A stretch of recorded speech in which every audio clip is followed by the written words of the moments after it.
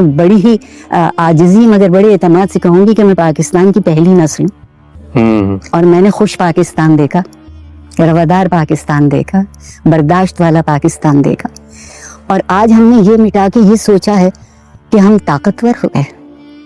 اگر طاقت صرف جسمانی طور پر زیر کرنے کا نام ہے، مادی طور پر پامال کرنے کا نام ہے، تو صرف پہلوانوں کی حکومت ہونی چاہیے۔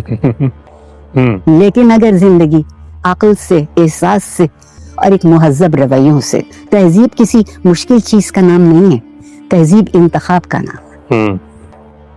قوت تمیز جو پروردگار نے ہم سے وعدہ کر لیا کہ ہم نے تمہیں دی ہے کہ تم امتیاز کر سکو، تو یہ میرے نوجوانوں کے لیے ناممکن نہیں ہے۔ اور ایک بات، پروفیسر قرار حسین صاحب کا آپ نے نام سنا ہوگا، ان کی ایک بات مجھے یاد آتی ہے کہ شخصیت پرست معاشرے بت پرست معاشرے ہوتے ہیں۔ سبحان اللہ، بس آپ بت پرستی سے بچ جائیے۔ بہت خوب ڈاکٹر صاحبہ۔